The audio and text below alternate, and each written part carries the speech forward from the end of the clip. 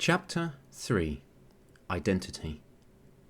I had counted the people I had met since that beautiful first moment with Felicia. 216 people it had been.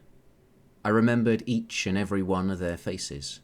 I had arrived at each and every window, secretly hoping it was her, hoping to gaze upon that face that had changed me so very much. I couldn't begin to understand what it had been about staring at those eyes, but all I knew is that since that moment, nothing had seemed the same again. Every face and every task seemed like merely a dull distraction, a grey, informative set of details. Yet her face shone in my memory. It caused my stomach to feel like it was leaping. I could think of nothing but seeing her again. I dashed up the ladders, greeted and satisfied every customer that arrived. But at the same time I allowed my mind to wander, to traverse the questions she had posed to me on that beautiful day. I dedicated every ounce of spare energy beyond my duties to finding out the information she had asked me for. It became my one mission between and even during the work Io so diligently watched me do, like a hungry hawk. I wanted to make her happy, to see her smile, to present to her the most complete body of research ever made.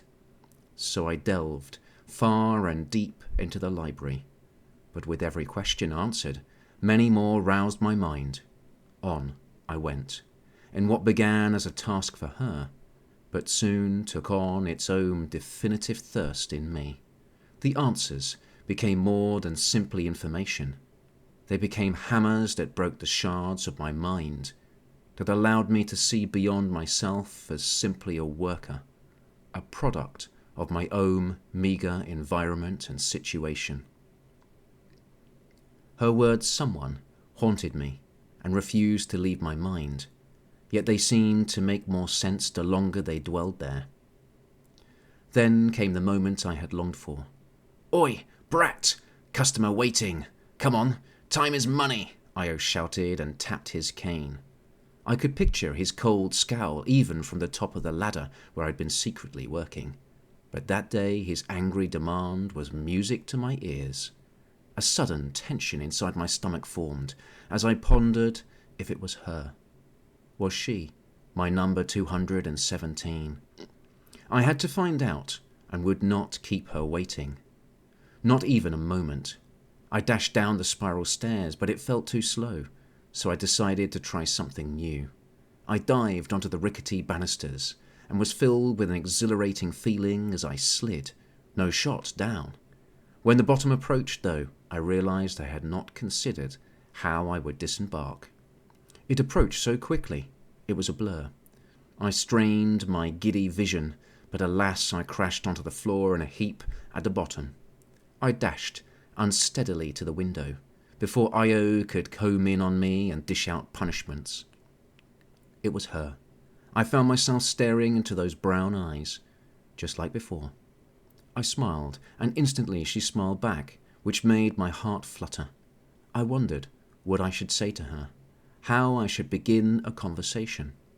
I wanted to tell her how much I had missed her, how much I had yearned to speak to her again, and that it had been 216 customers since her last visit. But I couldn't, or rather, my mouth wouldn't. It refused to. I felt a few beads of sweat roll down my face. Then she spoke, saving me from making a tongue-tied fool of myself. "Good morning," Felicia said, brightly, her cheeks a little rosy. "Sorry, I didn't come back sooner. I have been so busy, but I wanted to chat to you again." I pondered how to answer, or what I could say. "How did you sleep?" she asked, rescuing me again. "Sleep?" I questioned. "I don't always have time to sleep." "What?" she said, a look of concern. "Why not?" "Sorry, I've said too much," I cagily replied. "I'm not really supposed to talk about the rules here," I continued, yet my heart yearned to tell her everything.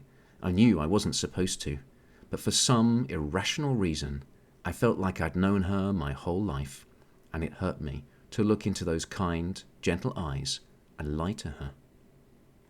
"You can trust me, you know," she said, smiling gently.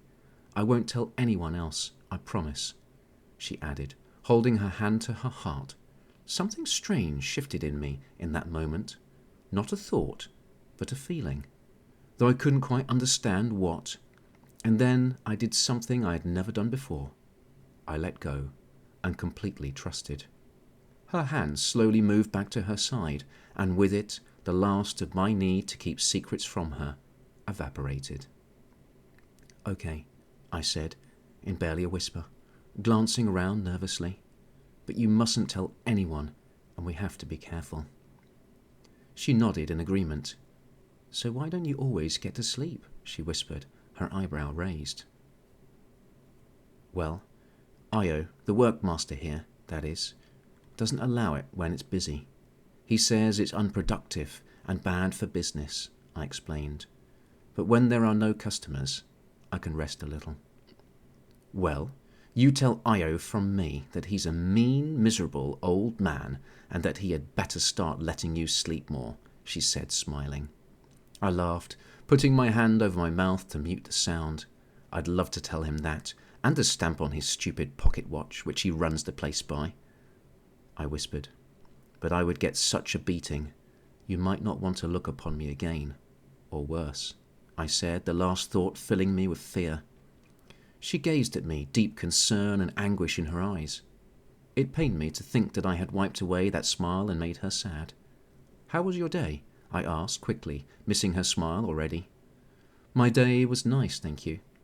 I spent most of it in lectures, history of architecture this morning, and applied mathematics this afternoon." "Do you like those subjects?" I asked. "I do. Applied mathematics has always been one of my enjoyments," she said with a smile. I smiled back, and we got lost in each other's eyes. The dusty, ancient workhouse faded away. All thoughts of anything but her dissolved. Even time itself felt like it slowed to allow us that moment.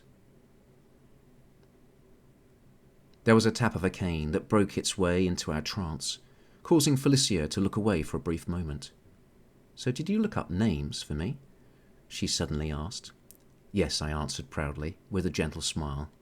"I have researched every name there has ever been. Would you like me to list them all for you?" "Wow," she said with a grin forming. No, it's okay. But I wondered which one you liked." I'm not sure," I muttered. She smiled softly at me and awaited while I gathered my thoughts. "Well, if I can be honest," I slowly said, "I did like the name Kentaro." "Wow, a Japanese name. I really like it, and I think it suits you." "Suits me?" I questioned. "Yes. Why not call yourself Kentaro?" "I'm not sure I dare. I want to, I really do, but—" "Come on, Kentaro. You want to be a someone, don't you?" "Someone," I repeated. "Yes, I suppose I do," I whispered, conscious of Io listening. "But is it really my choice to make?" I asked. "Yes, of course it is. Come on." "Well, I suppose if I were allowed such a choice, I would be Kentaro." "Then you shall be Kentaro." She gave a resolute nod.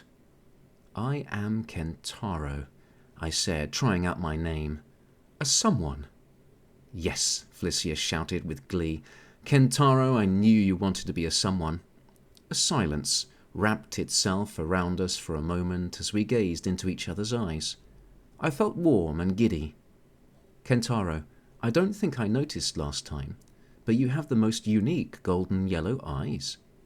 "Oh," I gasped, trying to see them in the reflection of the glass. "I think I like them that way." "Me too, Kentaro. They're beautiful," she said, nodding softly. "You seem taller too." I glanced back at my reflection. "Yes, I suppose I am," I said. We gazed at each other for a while till she broke off. "Sorry, I have to go now, but I want to come back very soon." She smiled. Then she did something I couldn't work out. She held her hand up against the glass. I stared at it, trying to work out what it meant and what I should do. Then I had the feeling that I should do the same.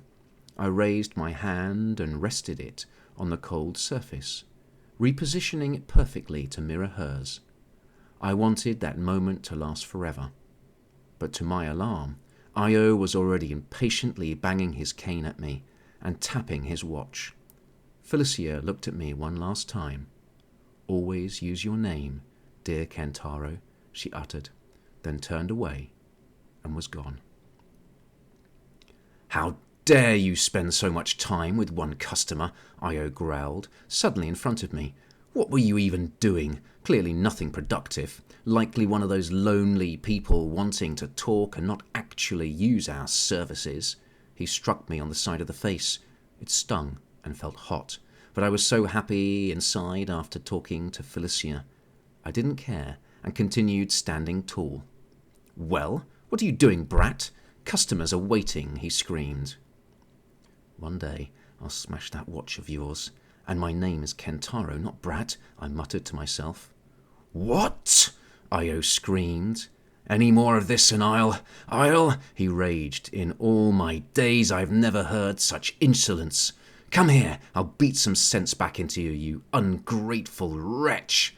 He rounded on me, lifting his cane, but I dashed off to a window as fast as I could to the safety of greeting a customer. I listened as the melodic tone of the customer droned on about wanting something or another. Half listening, I allowed my mind to wander back to that last meeting with Felicia, replaying every word and detail.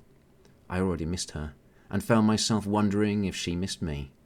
I felt so very alive when I was with her. In fact, working in such a gloomy and horrid place seemed to lose its effect on me that day. Because as long as I knew she was coming back, I could endure it. I would endure it. I, Kentaro, would endure the dullest task, the rudest customer, and even the mightiest beatings from Io, if it meant I could gaze upon that beautiful face again and listen to her cheerful voice. As the customer turned to leave, I caught sight of Io, and to my alarm he was still in a rage with me. I began to wonder if I had gone a little too far speaking back to him that day, a thought that only grew louder the longer I avoided him.